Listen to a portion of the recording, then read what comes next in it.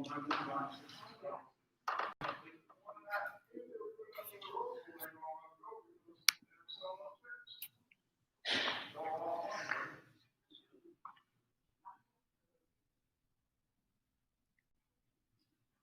morning. Welcome everyone to worship here at Springfield Church of the Brethren. It is August the 9th. In case you're wondering why I'm always saying the dates now, it's so I put a marker here on the video, so if I ever have to edit it back, I can see exactly which week it was. Well, welcome everyone. I'm so glad to have you all here. A few announcements, including some announcements that were handed to me this morning.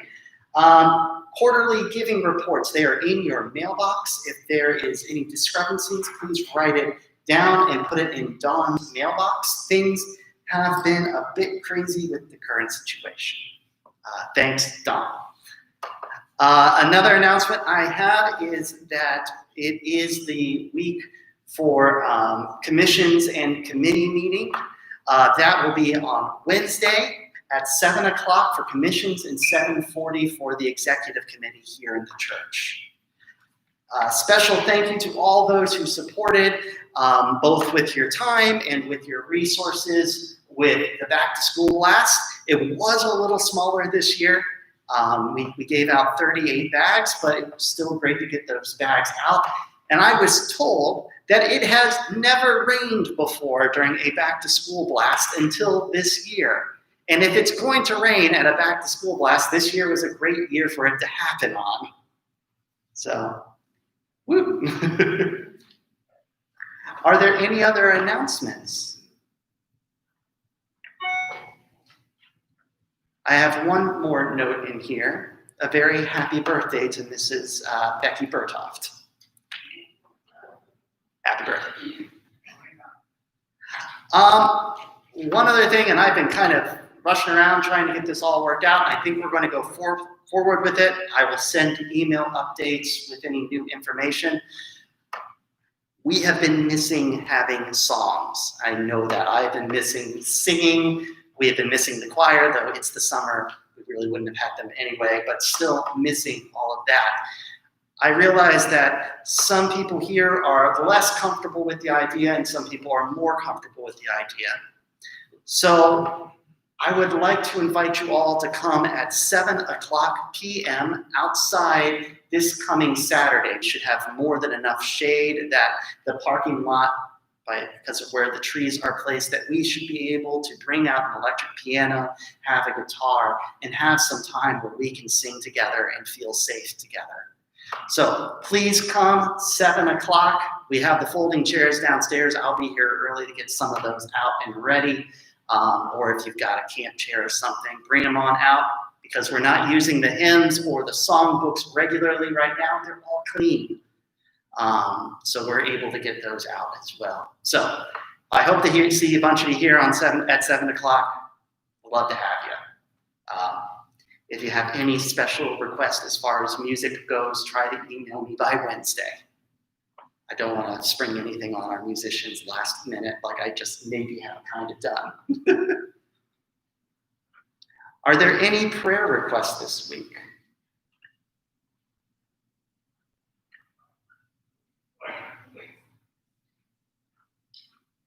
I do have a couple here that were handed to me. Prayers for Betty Lambiati.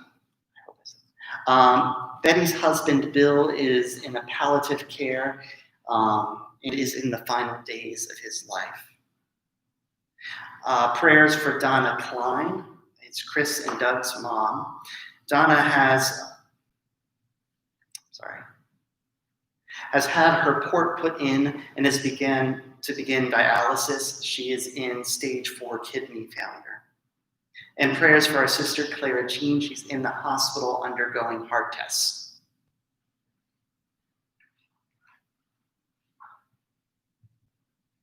Are there any other joys or concerns?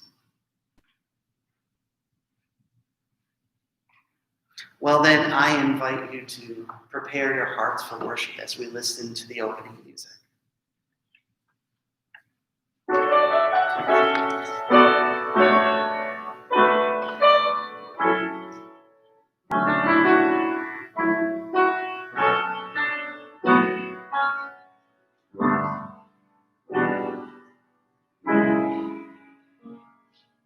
If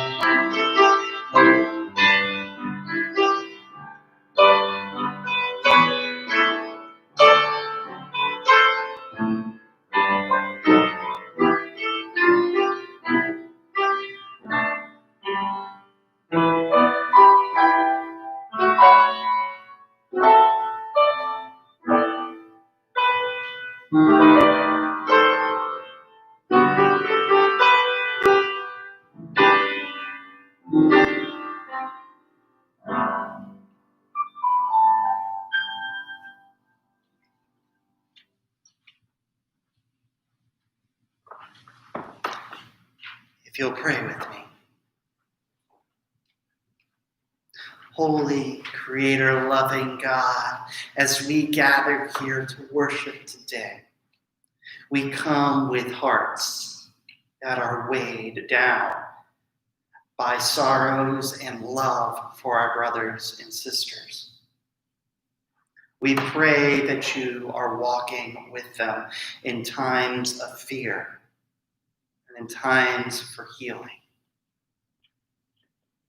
We lift up Donna, Betty and Bill, and Claire and Jean. We lift up Mike and Pat and Elizabeth, and Karen and Jean and Sandra and Rose.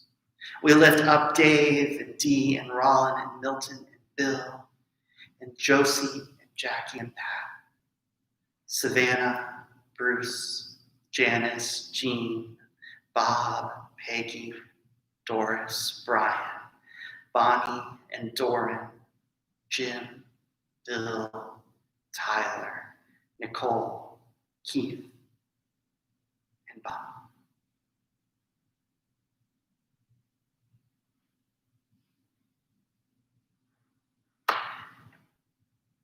May we be open to your truth, to the joy of your gospel, that even in times that are tough, when things are frightening, we point to you and give thanks. And when times are growing well, when things look great, that we point to you and say thanks.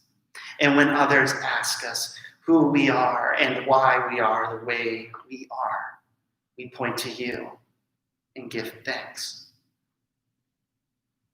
We lift all these things up to you and ask that you continue our journey, knowing that you are with us. We say all these things in the name of the Spirit who lives in our hearts. Amen.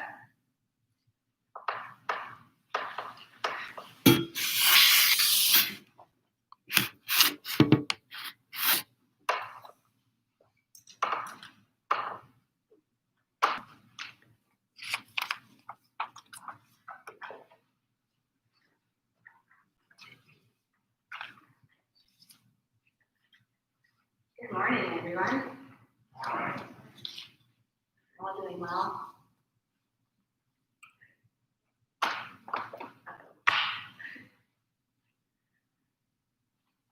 This song is called Lord, I Need You. And right now, guitar.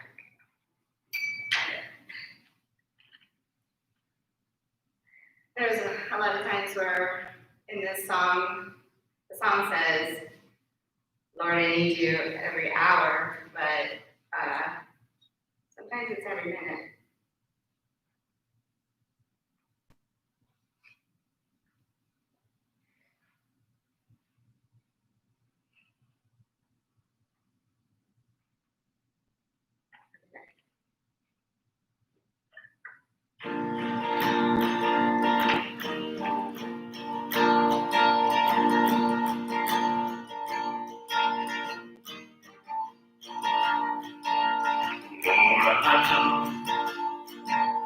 I confess, bowing in, I find my rest. Without you, I fall apart. You're the one that guides my heart. Lord, I need you. Oh, I need you. Every hour I need you. I want defense, my righteousness. Oh God, how I need you.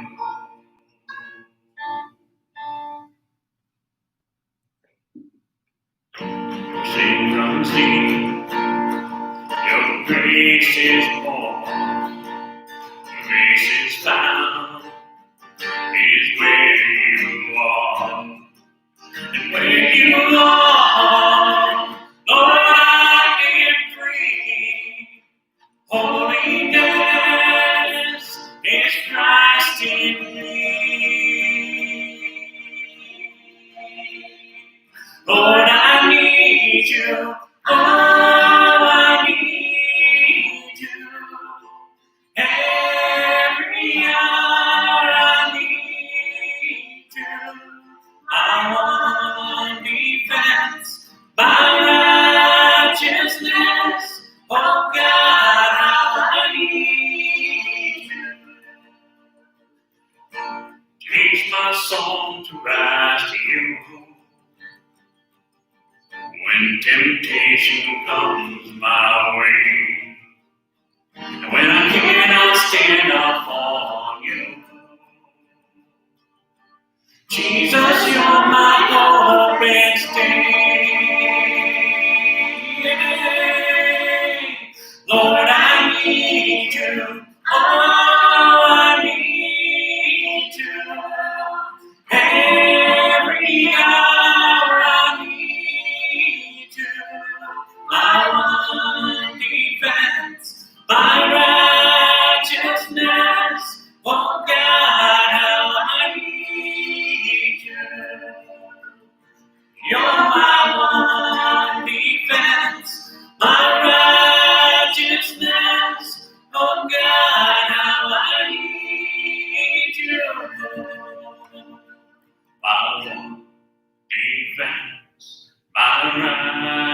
righteousness. Oh God, how I need you.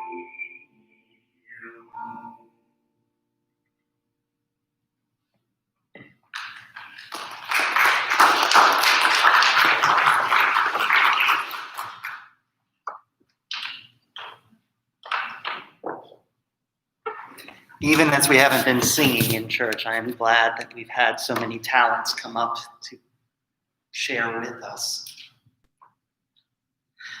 Today's reading comes from Acts 14:8, 1 through 18. If you want to follow in the Pew Bible, it's 782.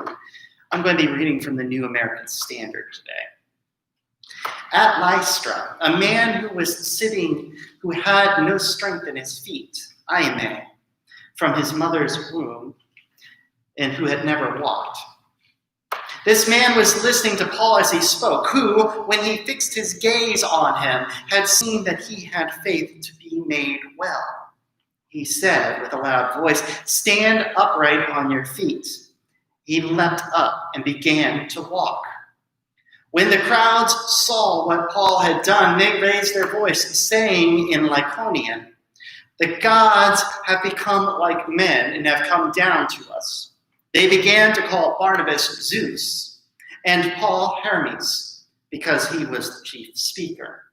The priest of Zeus, whose temple was just outside the city, brought oxen and garlands to the gate and wanted to offer sacrifice with the crowds. But when the apostles, Barnabas and Paul, heard of that, they tore their robes and rushed out into the crowd, saying, "Men, why are you doing these things? We are men, given the same nature as you, and preach the gospel to you, that you should turn from these vain things to a living God, who made heaven and earth and the sea and all that is in them. In the generations gone by, he permitted that all nations go their own way. And yet he did not leave himself without witnesses. In that he did good and gave you rains from heavens and fruitful seasons, satisfying your hearts with food and gladness. Even saying these things, with difficulty they restrained the crowds from offering sacrifices to them. Blessed is the word of the holy. I just realized I had that on backwards. There we are. Okay, so he assured me that he knew what he was doing. I mean, he had been there for a couple of months already. All the same, it was a busy morning, and we needed 2 cooks on the line, so I needed to get back up there and cook breakfast for people. So before I left, I looked at him and I said, "If you have any questions, there's the recipe book right in front of you in that binder. If you're still not sure, right next to that is a flip chart with all the recipes on it. And if you still aren't sure, there are 2 giant posters on the freezer next to you. Top one has all the measurements you need, and the bottom one has all the mixing equations. And if you still are not sure of something, just walk around this wall. I'm on the other side cooking. I'm happy to answer questions." I and the other cook checked in on him a couple times. He seemed to be doing okay, at least that's what he told us. That was until lunchtime. I needed waffle fries. We always needed waffle fries at the beginning of lunch because they always ran out the night before. I called back to him, "Hey, I need those prepped waffle fries." He comes in, grabs my metal third pan, takes it back, fills it up, comes back and puts it in my reach-in freezer. I do what I need to do. I reach in the said reach-in freezer to pull out the first portion of waffle fries to go into the deep fryer.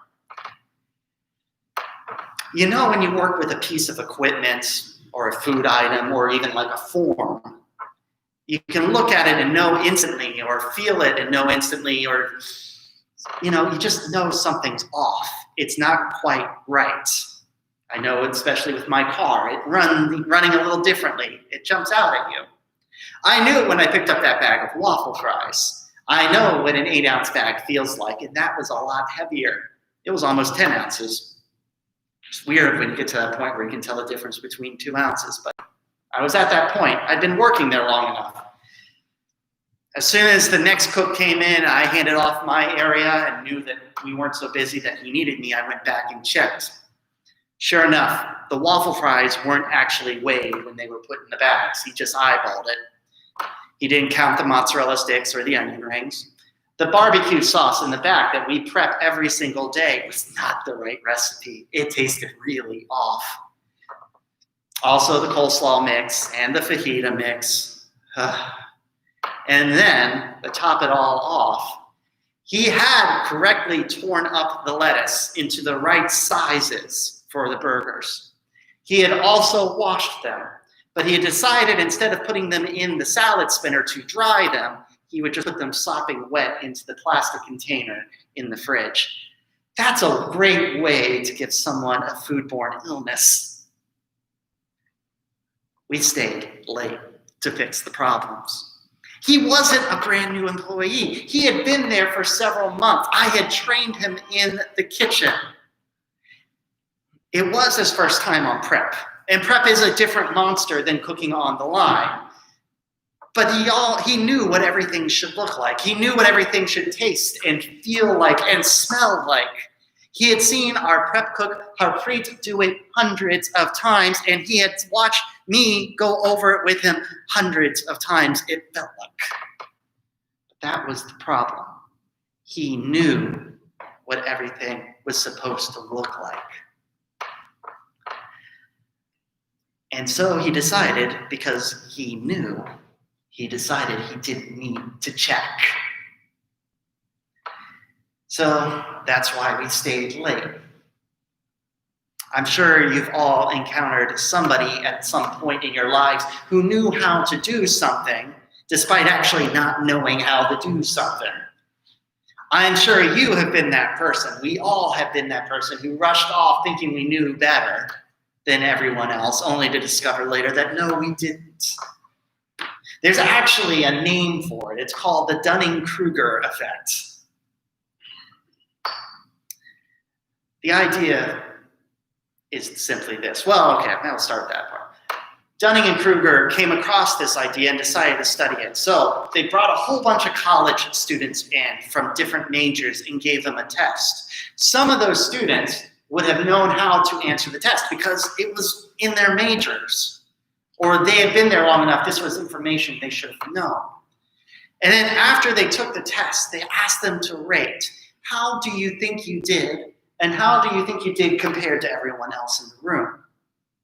Then they plotted this out on a line graph. Now, if we plot out, we're going to go with this axis. This is your confidence level. I'm not confident that I did well. I'm really confident I did better than everyone else. And this is how well you actually scored, from very poor to great score. Now, if we were rational, logical beings, theory would go that it would start down with low confidence and low score and just go straight up to high confidence, high score. That's not what actually happened. Exactly. It did start low confidence, low score, and it did end with a high confidence, high score. But just after you got off the low score, the lowest of scores, and to the still pretty bad, so still failing scores, you had a drastic level of confidence. People who scored really poorly, but thought they did great. That's the Dunning-Kruger effect. People having a little bit of knowledge on a subject, thinking they know it all. It seems that the only thing more dangerous than a little knowledge, than no knowledge, is just a little bit. It gets our feeling of pride and confidence a little too high. Now, confidence and pride are not bad things. We all need them. You need confidence and pride to go out and be who you are every single day. You need it to go out and speak up when you need it, and you need to have it to go out there and use the God-given talents you have and those things that you have worked so hard to build up. Aristotle recognized this. He created what we now call virtue or virtue ethics. In it, he stated that a lot of things aren't necessarily bad or good, but having it in excess or having not enough is the problem. So confidence and pride, they're a good thing. Too much, you get empty vanity, arrogance, boastfulness. Too little, undue humility, understatement. The Bible has a very definite opinion as to which one is the worst, though. Proverbs 16:18. Pride goes before destruction, a haughty spirit before a fall. You all know this as the modern day saying also, pride comes before the fall. Isaiah wrote concerning Babylon in an oracle, I will put an end to the pomp of the arrogant and lay low the pompous pride of the ruthless. Hannah, the mother of Samuel, before she gives birth, is praying fervently to God and includes that the arrogant are laid low. At the Sermon on the Mount, Jesus tells us, be meek. And in this use of meek, it means be who you are, who God created you to be. Don't be someone who is don't believe yourself greater than being who you are, and don't believe yourself being less than who you are. Just be who you are. This is further supported in Luke when he tells the story of an arrogant Pharisee and a penitent tax collector. Paul goes as far as calling selfish ambition a problem of the flesh, rating it along with the worst things that humanity has. And he warns Titus to keep arrogant people out of positions of power. The Bible is very, very concerned that people do not become full of themselves, to think of themselves as greater than others or equals with God. Comparably, there's really little on the other end of that, of having too little confidence. It doesn't seem to be a problem. I mean, we have Moses. Comes back to Moses all the time, I know. Moses, who has no confidence at the beginning of his ministry, but he gets Aaron. And then we have Gideon, who has no confidence that God is telling him to do the right thing. And so he hides from his enemies and his neighbors. He lets his dad stand between him and an angry crowd. And he's constantly testing God, making sure that he's doing the right thing. There might be a few other stories, but to be honest, none of them jump out that strongly. God doesn't punish people for having too little confidence, it seems, but rather raises them up. We often find this sentiment in prayers and in the Psalms. God, give me confidence. Give me strength. I found one exception, and it's in Judges. The story of Barak and Deborah. Now, Barak was the head of the military for a city, for a tribe even. And he is called by Deborah to come visit him. Now, Deborah is the judge. She's the one female judge that appears in the book. And she goes, you need to go defeat Sisera, the Canaanite general, because he's ravaging our lands. Barak says, sure, I'll go do that. You're coming with me, Deborah. Now, I'm reading into this. We don't actually know why he requires Deborah to come with him. We don't know if it's because he doesn't have confidence in himself, or confidence in Deborah, or confidence in God. But there is a victory. The Israelites take down the Canaanites, and the glory of the victory goes to two women, Deborah and Jael. She's a non-Israelite woman who actually captures and kills Sisera. Barak's punishment for not having enough confidence is that these two women will be remembered as the victors, not him. And then we come to Jesus. Now, if there's anyone in the Bible who gets to be arrogant, I think it's Jesus. Let's face it, is there anyone higher than Jesus? No, I mean, he's God incarnate. There is literally no one higher, except if you want to parse out the whole Trinity thing. Jesus is pretty much the top. And we're reminded this over and over again. Jesus is the Son of God. Who am I? You are the Son of Man. You are the Son of God. You are God incarnate. And Jesus always replies in pretty much one of two ways. Yes, and yes, but don't tell anyone. He doesn't say, yes, I am, now sit down and worship me. He isn't arrogant. Jesus constantly puts himself below those who are following him. We celebrate that at every love feast when we kneel down like he did to wash our brothers and sisters' feet, the way that a servant washes their master's feet. He just states the way things are. True, I am the Son of God. But that's all.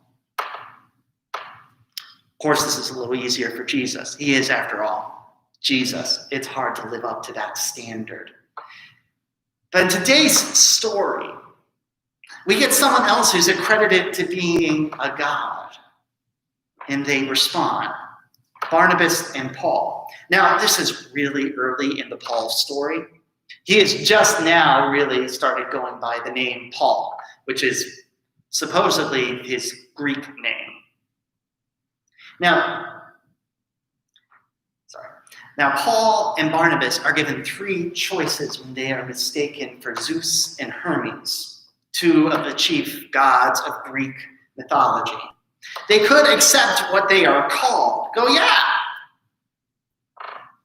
I'm Zeus, I'm Hermes. That's cool. That doesn't usually work out well in the Bible. For those of you who do Bible study, you might remember that we just studied a little bit before this when Herod accepted the fact that he was called God and he was eaten by worms and died. It doesn't usually work out well in the Bible to call yourself a god. Of course, they could have gone the complete other route, completely deflected. No, it's nothing. We just killed him. It's not big. It was just God. We're going over here. Don't look at me. They could have done that too. But that really would have defeated the purpose, right? I mean, you don't go out in the mission field to bring others to Jesus just to deflect. They took this middle path. They acted like Jesus. They simply state the truth. Look, I don't do this. Don't worship me. I am a mortal just like you. What I have been able to do isn't by my own power, but through the power of God, through the power of faith. The God who has been here since the very beginning, who has cared for all of you, even when you didn't know who God was. They're taking a middle path that bypasses the human need to self-congratulate or deflect. They're simply saying what the truth is. Now, in theory, Paul and Barnabas should be fairly immune from the Dunning-Kruger effect. Because the effect says that when you have a little bit of knowledge, then that's when you're most likely to have too much confidence. But once you start to realize how much you don't know, then your confidence level, they know more than enough about theology. I mean, come on, this is Paul and Barnabas. Half of our New Testament is written by Paul himself. But we Christians are certainly no strangers to this Dunning-Kruger effect, claiming that we know more than we do, even claiming theologies, calling them Christ-based, despite the fact that they're barely supported by the Bible itself.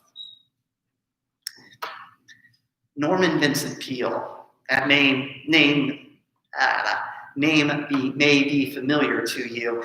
If not, you've probably heard of his 1952 bestseller, The Power of Positive Thinking, a practical guide to mastering the problems of everyday living. It was a big hit.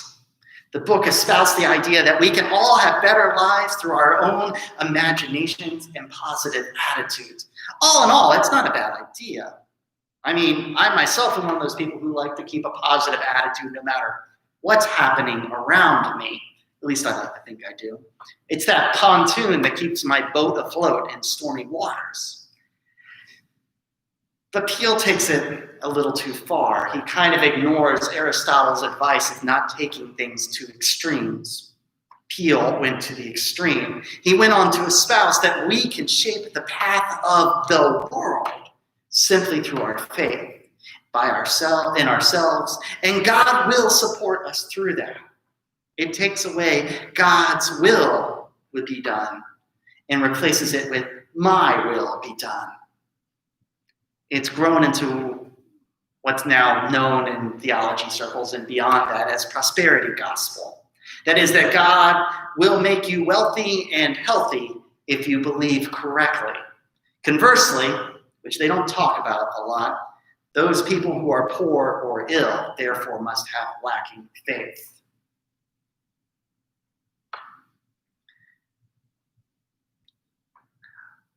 When I was working in hospice, and I'm not using real names in here, I met a man named Bill. And Bill's wife, Alice, had a debilitating disease. Now, Bill loved this one particular prosperity gospel televangelist. It was hard to sit with him because we weren't even allowed to say we were from hospice. He knew it, and we knew that he knew that we were from hospice, but we weren't allowed to say it because hospice is the program that you go into when you are beginning the end of your life. He didn't want to accept that because he believed very strongly in this one televangelist. That because he believed that his wife would get better, that she would, he had donated literally tens of thousands of dollars. He bought all the books. He prayed constantly. And you end up on this really kind of hard line where, yes, you need to pray to God. You need God in those times. Miracles happen. But then you go to the extreme, which is, if that miracle doesn't happen, it's my fault. I didn't believe hard enough.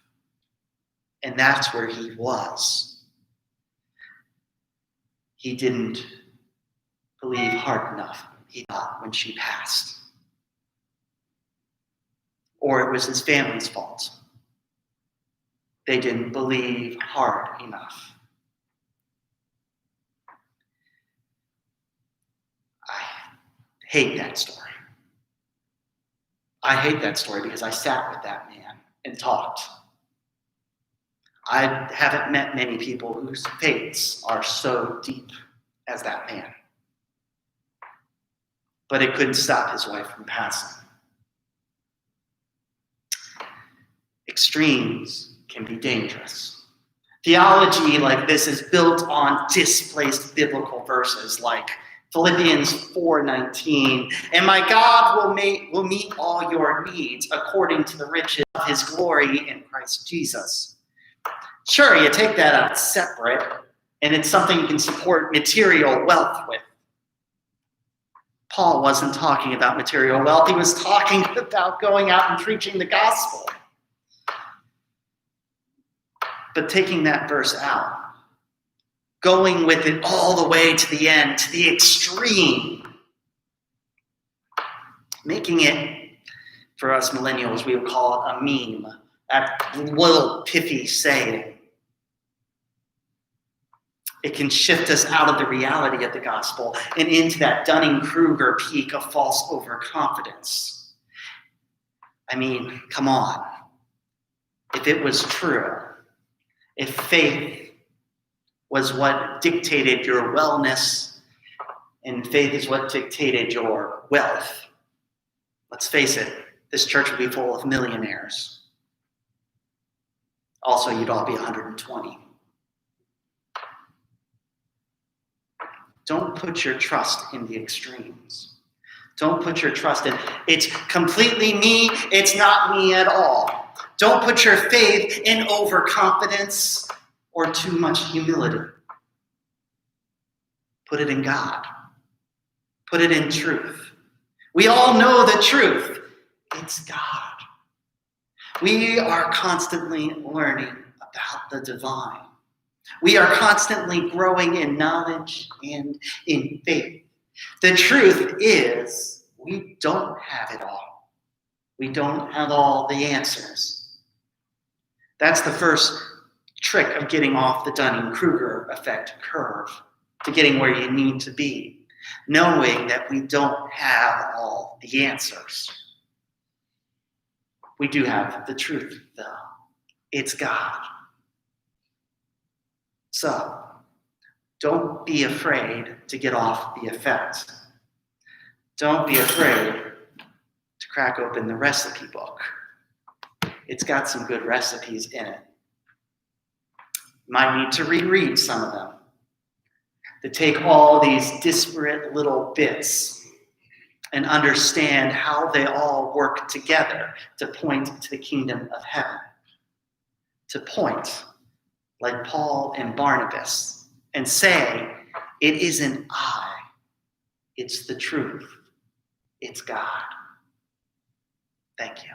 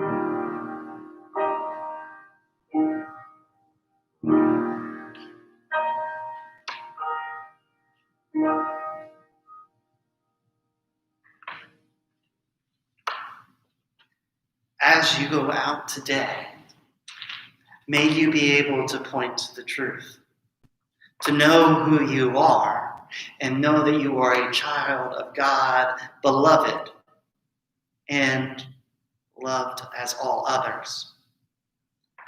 May you be able to go out and celebrate who you are and be able to point to the truth. And I hope to see you Saturday at 7 o'clock to sing.